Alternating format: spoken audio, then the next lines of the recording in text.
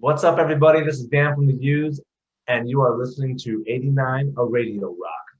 Fala galera, beleza? Eu sou o Wendell Correa e hoje eu vou conversar com Dan Whitesides, o baterista da banda The Used. Lançaram esse ano uma versão Deluxe, né? Deluxe Version, uma versão aí com 11 músicas inéditas do álbum que eles lançaram ano passado, chamado Heartwork. Já estão trabalhando em novas músicas, então vou conversar sobre tudo isso e muito mais com o Dan, com exclusividade para 89, a Rádio Rock.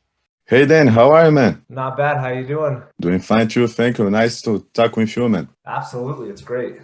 Thank you. And you are having a great year in time, right? A baby coming up and touring again. How is your life, man? Life is good. Can't complain, man. I got a baby coming up. Just got back from a tour. Just got out of the studio with the band. So everything is good. Knock on wood. Are you finally going to watch Utah Jazz again on NBA Finals? Hells yeah. I've been watching them. I think they're 3-0. So I'm pumped. Jazz are looking good, and the Lakers are losing. So I'm happy with that. I'm not. I'm a Lakers fan. You're a Lakers fan? Yeah. Who isn't? Everyone. I get it, but I'm a Jazz fan. And I want to start asking about the tour. How was the tour with Correia in Canberra? Dude, it was great. I mean, just to be back out there again and playing shows, and the crowds were great, and the shows were great, and to be on tour with good people, that always helps, So I can't complain about that tour. I mean, we made it through it without, any kind of COVID nonsense. So it was great, man. It was good to be out there with my friends again and all that too. And are you going up again just in June in UK, or can we expect a new tour announcement coming up? I mean, as of now, there is talks of an Australia tour coming up early next year, but I don't know. That might not go down. And then there's talks of another US tour. And I mean, everything's just kind of like, I don't know. I mean, even just traveling out of the country right now is difficult. So, we just kind of wait and see how it goes. But as of now, I mean, that's all we've got going on. But we can expect you guys in Brazil as soon as you can, right? Absolutely. I mean, we miss it. It's been a while since we've been there. And the second the fans want us there, we'll be there. And what do you remember from Brazil? Oh, my God.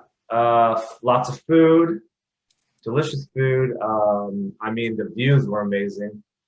One time I actually do remember that. I went out on my balcony in my hotel room just to look at the view, and then I shut the door, and I was about like 40, 30 floors up. I don't know. It felt like 100 floors up, but I locked myself out. So I remember that about Brazil. I mean, it's just really, really pretty, and the shows are always great. The fans are always intense. So we want to come back. It's really nice. Last time you were here, were just not Rio and São Paulo. You were in the good cities from Brazil. Yeah, was that a festival? I don't remember what it was, but I remember you. It's Northeast we call here in Brazil, and there's a lot of beautiful beaches here. Oh yeah. You were there, right? Yeah, I could see the beaches from my hotel room, so it was amazing. It's really one of the most beautiful places I've ever been to. Yeah, man. And you said you were on the studio. Are you guys already working on new songs again? Absolutely. We figure, we just ended that tour. We took about a week off before Bert went back to Australia. We wanted to get in the studio and see what we could do. And I don't know, we might have an album done. Just, you never know. Already an album coming up. I was going to ask about the 11 new songs about Heartwork, the Deluxe version you guys released. How many tracks you record for Heartwork? We recorded exactly how many are on there. So there's 27 songs. That's exactly how many we recorded. So when we released the first, what was it, 16? Yeah. Yeah, and then we're like, well, what do we do with the next one? We could save them for another album, or we might as well just release them all. Give the fans what they want. Give them another, bunch of songs that are great. They're no less than the original songs that were on Heartwork. We thought we might as well just release them and then go back in the studio. We can write whatever we want. So there is no song left. You've released all you did. That's all the songs. So that's what I'm saying. We just went in and wrote 11 new songs, We just got out of the studio not long ago. So, And how many tracks are you working now for the next album so far? well, if this is an album, then we're done with it. I don't know how many songs will go on it, but I know we wrote 11. So, but I don't know. I think it's going to be an album, but we haven't really discussed it too much. But it looks like it's going to be a new album. Are you working with Joe Fedman again? Yep. Once again. And musically speaking, what is the difference? Is there any difference between this new album and Heartwork? It was definitely quicker, if that's even possible, with John. John works so fast. But I love that. There's a difference, man. I feel like these songs are like, for us, like we didn't think too much about it. We just kind of like the first thing that came out, let's do it, and it worked. And I've been actually going over. I've been getting mixes over the past week, and they're the catchiest songs I've ever heard. I just can't believe it. And there's great features on the Heartwork album. Are you working on featuring again? You have Travis Barker, Mark Hobbs, a lot of great musicians on the previous album. Yeah, I don't know. You never know. Maybe we'll do something different and not have any features. But anything's possible. It's not done until we say it's done. So we were talking about a few different people, but as of now, I'm not sure if we're gonna have any features on this album. And for you as a drummer, how was working with Travis Barker? I believe he is one of your main influences, right? I wouldn't say he's like a main influence of mine. I'm definitely a big fan of him. I know he's a great drummer, and working with him, playing shows with those guys is always great. And it was kind of cool to kind of sit next to John at the computer while he's playing a song, that we wrote, and just to get to see him in the studio and not on tour was a cool thing. He's a great drummer. Are you going to tour again with Blink-182? I hope so. There was talks about it, but Mark Hoppus is sick. I think he's getting better, but I'm sure he's gonna want to take it easy for a minute. And I know that those guys. I heard they're talking about touring in 2022, but we'll see. And we'd love to go out on tour with them. And is that true? Tommy Lee visited you guys on the studio when you were recording? Was it what? Tommy Lee. Oh my God, yeah. How was that, cool, man? Now Tommy Lee was a huge influence on me. Like growing up, like the way he hits, super hard hitting drummer, and I love Motley Crue, but. Dude, he came in on the last album too, and then he came in on this one just to say hi, And I actually talked to him this time, and there's video footage of it, which there wasn't last time, but it was all like spur of the moment. I didn't know he was coming in, so getting to talk to him this time was actually really cool. I asked John, if he could I would love to have Tommy Lee play on one of our songs for sure. And it seems like you guys are really having fun when you are in the studio.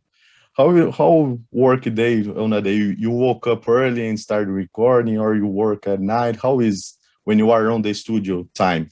Well, we usually start about noon because that's about the earliest Bert can get up there, which is fine. He sleeps on a different schedule. He's going to sleep about the time I'm waking up.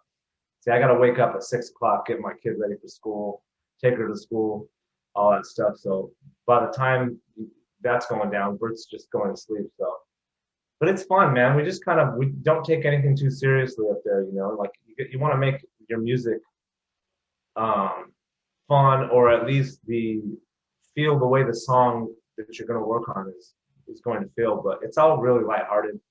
Like no one ever really. It's just we try to just have as much fun as we can because we're all friends. So it helps when you're up there with people that you love and And how is the process of writing on the band? Starts with lyrics, melodies, how it works? Okay, for Heartwork? Yeah. Usually Bert would come into the studio and he would have an idea or how he felt, you know what I mean? And then they would kind of go off and get a riff started. And once that riff is started, then we all just sit in there together and we piece it together piece by piece by piece. And once we got it all down, usually get a basic guitar track down. Then the way we did it on that album is that Bert would go in with lyrics and a melody. And once the lyrics and the melody were done, then I would lay down the drums and then everything else after that. Then the guitar and the bass, or the bass and the guitar. Jeff always likes to do bass after the drums are done, and I get that. So that's usually how it went down in that way. It's funny. Each band have a process, a different process to work. Yeah, I mean that was the most different we'd ever done it, but that's just how it went down, and it worked. And you are the drummer of the user for 15 years now. Do you remember the day you joined the user? Yeah, I'll never forget it. I remember basically Quinn called me and said, "You want to come out to LA and be the drummer for the Used?" Something along those lines. And I said, "Hell yeah," because at that point I was about ready to just kind of not retire, but not pursue music as a career or anything anymore. I was just going to go ahead and work my job. But anyway, I had stopped smoking. The second I landed in LA, I started smoking again. I was immediately stressed out. Like it was intense, man. And then it was weird times for the band. We were all in a weird place, but I had a half a rehearsal with Bert before our first show in front of 6,000 people. So that was nerve-wracking. But I'll never forget it, man. It was definitely changed my life forever, for the best. Now you're living the best years of your life? Those years are right. I'm living the best. I try to feel like I'm a little more grounded today than I was then. And I feel like I'm living my best life now. And I hope every day it gets better, That's what you want. And is that true? Your first instrument was a guitar before the drums? Yeah, my dad plays guitar.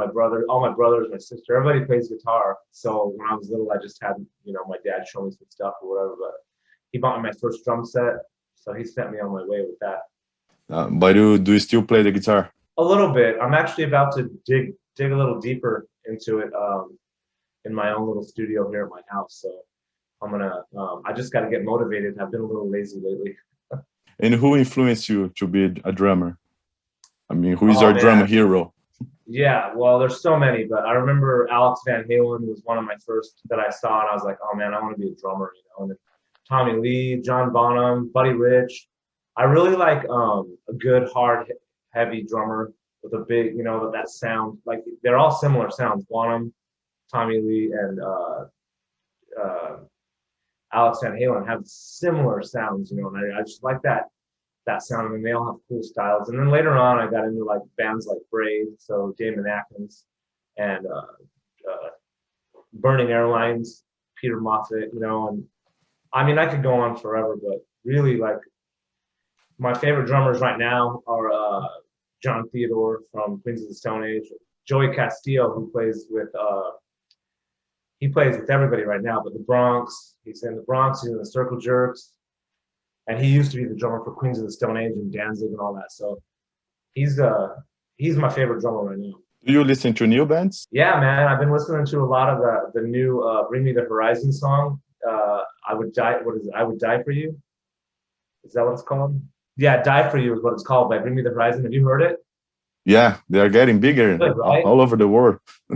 And then Frank Carter and the Rattlesnakes. If you haven't heard that, man, check them out. I've been listening to that a lot. I've been listening to that new song that Ghost put out, Hunter's Moon. Super cool. So I try to stay fresh. They are also releasing a lot of new songs as you guys. It's great for us who enjoy music. Keep it doing that, man. Absolutely, man. We're not even close. I feel like we're just beginning almost in a way. It's crazy. That's the best. That is it, man. Thanks so much. It was a pleasure to talk with you, man. Dude, no problem, man. I appreciate it. Hope to see you in Brazil Absolutely. soon. Me too. Thank you so much, man. No problem. See you later. See you. 89, a Rádio Rock.